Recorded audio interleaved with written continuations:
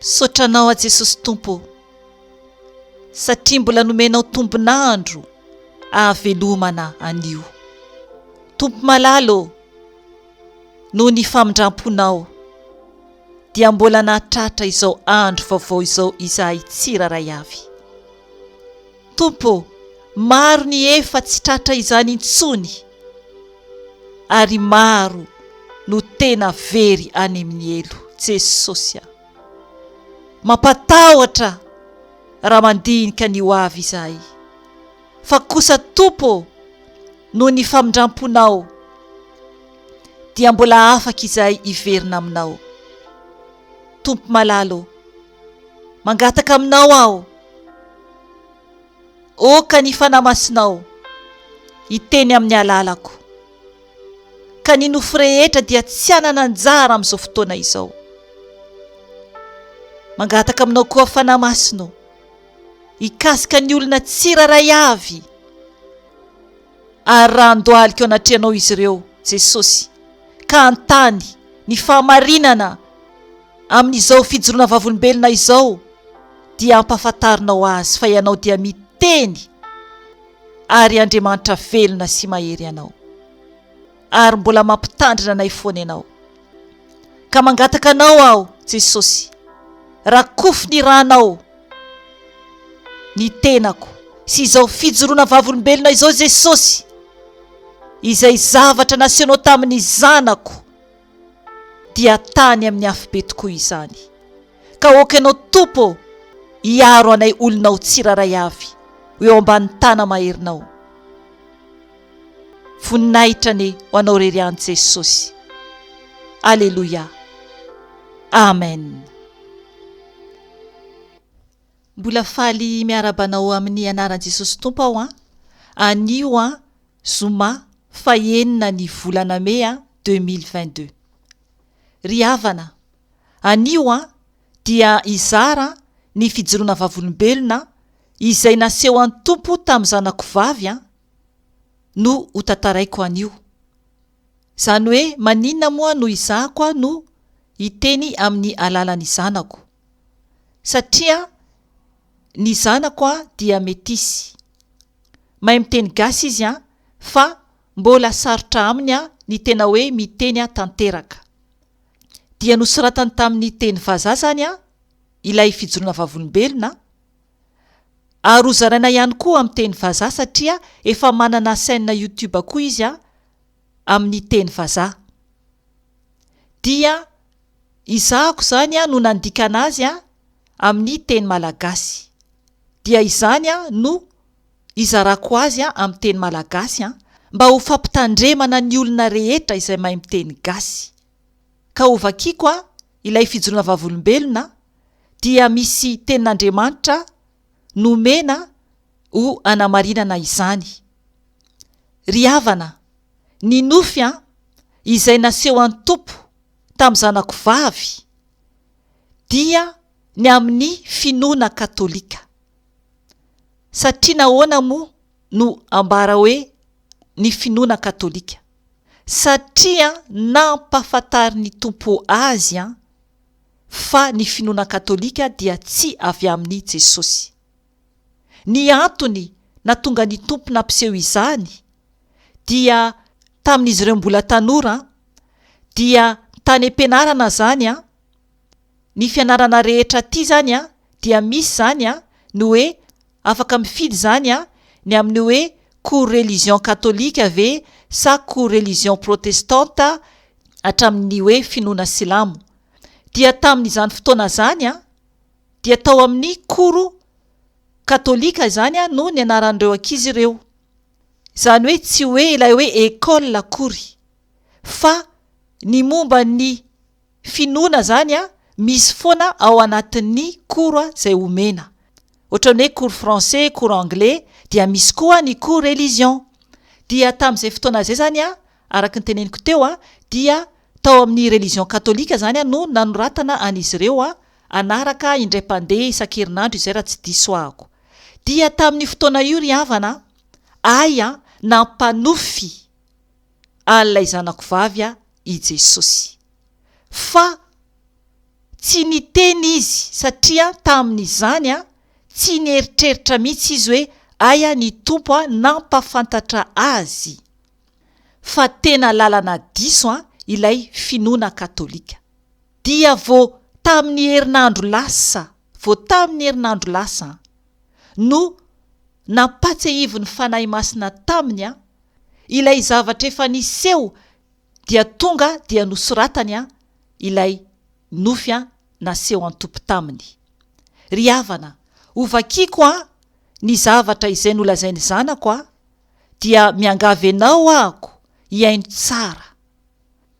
Tamin'izahako mbola tanora, efa ela be izay, tany amin'ny taona 2014 na 2015 teo eo, dia nanofy aho tonga tao amin'izany toerana mena be ary mafana. Niaraka tamin'ireo mpiara-mianatra tamiko tao amin'ny koro ny fivavahana katolika tamin'izany fotoana izany. Dia izahay ireo dia eo ampanarahana lehilahy iray izay nilaza hoe izy no Jesosy. Ilay lehilahy dia lava volo ary miloko volontany, satin zany amin'ny teny vazaha, ary ny lokon'ny masony dia manga mazava toa fitaratra.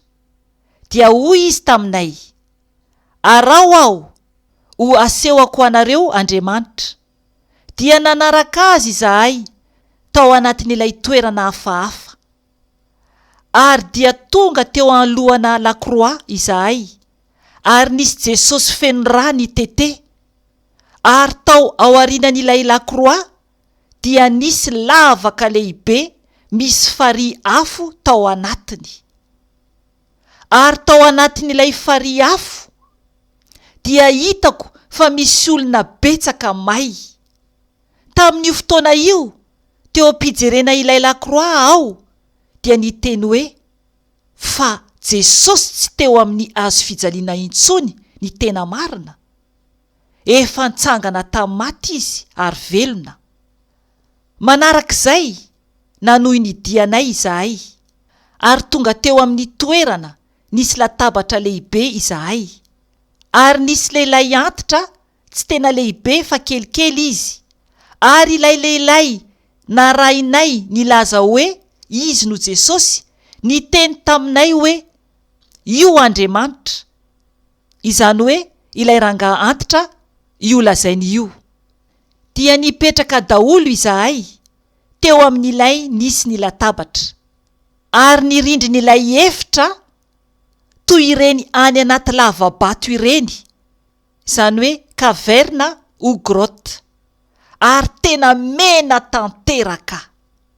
Ilay Jesosy sandoka sy Andriamanitra sandoka tery amin'ny farany latabatra dia nampisehoan'izy ireo ny harenan'izao tontolo izao, vila be misy piscine eny ivelany, ohatrany eny amin'ny plein air zany. Dia ireo niaraka tamiko, ireo mpianatra zany dia tena talanjona. Fa izaho kosa dia tena tsy azoko ny zavatra mitranga. Fa avy eo dia hoy aho tamin'ilay Andriamanitra sandoka sy ilay Jesosy sandoka, tsy Jesosy ianao, ary ianao tsy Andriamanitra. Ary dia nalain'izy ireo manokana ao niresahan'izy ireo, fa na dia niezaka nandresy lahatra ay aza izy ireo, dia mbola nanohy nanamarina foana aho, ary niteny hoe fa izy dia tsy ilay tena Jesosy Kristy avy any Nazareta, ary indrindra koa tsy izy mihitsy no Andriamanitsika mandrakizay. Dia tapaka teo ary ilay nofiko, fa mbola nitoy nofy hafa, dia hitako aho tao amin'izay toerana tena maizina tanteraka izay. Fa ny zavatra hitako, tarehana pantera goavana be, ary niteny tamiko tamin'ny feo sosotra sady feo mafy ary ratsy. Hoy ilay pantera zany taminy, tsara izany, afaka ao ilay fitsapana. ny soratra farany nosoratany zanako dia hoy izy hoe ny finoana katolika dia manome voninahitra ny Andriamanitra kely. Izany no vokatry ny aorinany sary. Ry havana, izay no naseho an'ny Tompo tamin'ny zanako vavy. Mazava tsara ny tiany Tompo tenenina amintsika. Ao amin'ny Eksodosy 20 ny 14 ka 19 dia ho vakiako amin'ny anaran'i Jesosy. Aza manao sarin-javatra voasokitra na izay mety ho endriky ny zavatra izay eny amin'ny lanitra ambony, na izay ety amin'ny tany ambany, na izay any amin'ny rano ambanin'ny tany. Aza miankohaka eo anatrehany ary aza manompo azy, fa izao Tompo Andriamanitrao dia Andriamanitra saro-piaro ka mamaly ny eloky ny ray amin'ny zanaka hatramin'ny zafiafy sy ny zafindohalika, dia amin'izay mankahala ahy, nefa mamindra fo kosa amin'ny olona rivo mandimby izay tia ahy ka mitandrina ny didiko. Amen. Ry havana, naseho an'ny Tompo tamin'ny zanako vavy ny toerana misy ireo olona izay vavaka ao amin'ny finoana katolika. Any amin'ny afo be, tsy nalala izay teo aloha. Izay no nanekeko anzanako vavy anaraka an'ilay tao amin'ny koro katolika, fa ny Tompo efa niaro azy, niaro an'izy menada mihitsy, satria ny zanako menada tao anatin'ireo koro ireo na dia tsy nitovy klasy ary nampafantaran'ny Tompo any zanako vavy fa fary afo efa feno olona may. Zavadozana izany. Ka tonga aminao ny teny Tompo an'io.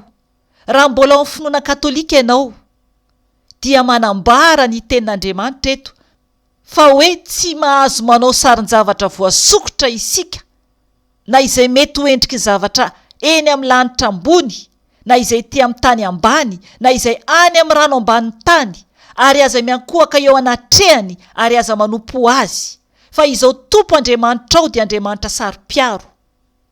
Ry havana, naseho an'ny Tompo tamin'ny zanako ilay lakroa hoe misy sarin'i Jesosy eo amboniny mitetera, ary tamin'izy nanazava ilay nofy dia hoy izy miantsoa ohatra n'ireny statut fampiasain'ny finoana katolika ireny, hoy izy.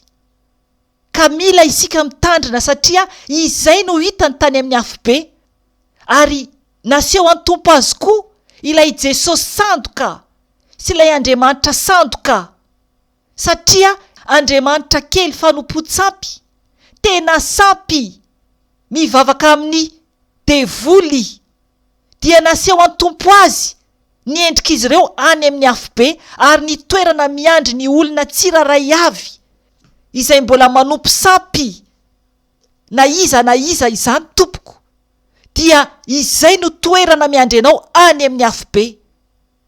Izay no toerana miandry anao, mibebay anao fa tianao Jesosy. Matoa mbola tonga amintsika izany teny izany anio.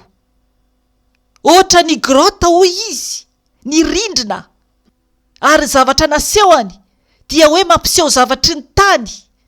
Satana mihitsy ene izany Tompoko e, satana mihitsy, satria raha fantatranao ny tenin'Andriamanitra ao amin'ny Matio izay manambara tamin'i Jesosy, izy ilay nalainy satana fanahy tany anefitra noho ny vao vita batisa izy, ilay fadianina 70 andro sy 70 alina, dia ny zavatra naseho an'ny satana taminy dia izao tontolo izao. Arenany izao tontolo izao dia izay no naseho an'ny Tompoko tao anatin'ny nofy, naseho any zanako, naseho any mihitsy fa i satana mihitsy zany no maka fanahy any olona rehetra mba ho verany amin'ny elo ny fanahan'izy ireo, dia zavatry ny tany no asehony, izay nasehony an'ilay zanako vavy. Fa ilay zanako vavy nafantatra fa tsy normalina ny zavatra miseho, satria ny fanahin'ny tompo teo. Raha vakintsika ny ao amin'ny Matio 4:4 ho vakiky kely fotsiny ny eo amin'ny fomba ilay namandriany devoly azy ny amin'ny angalany fanahin Jesosy ara ny eseheny no fitahana maika va fa isika olombelona. Ho vakiky ny eo amin'ny 9:9 ka hatramin'ny 10 eo ihany no vakiko ny momba ny amin'ilay zavatra tontolo izao. Ho vakiko amin'ny anaran'i Jesosy Tompo Matio 4:9 ka hatramin'ny 10.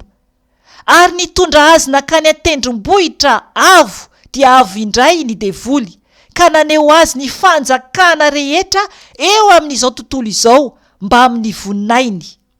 Sady niteny taminy hoe omeko anao izao rehetra izao raha miankohaka eto anatrehako ianao. Fa hoy Jesosy taminy, mandehana ianao Satana, fa voasoratra hoe ny Tompo Andriamanitrao no iankofanao ary izy rery ihany no otompoinao. Amen.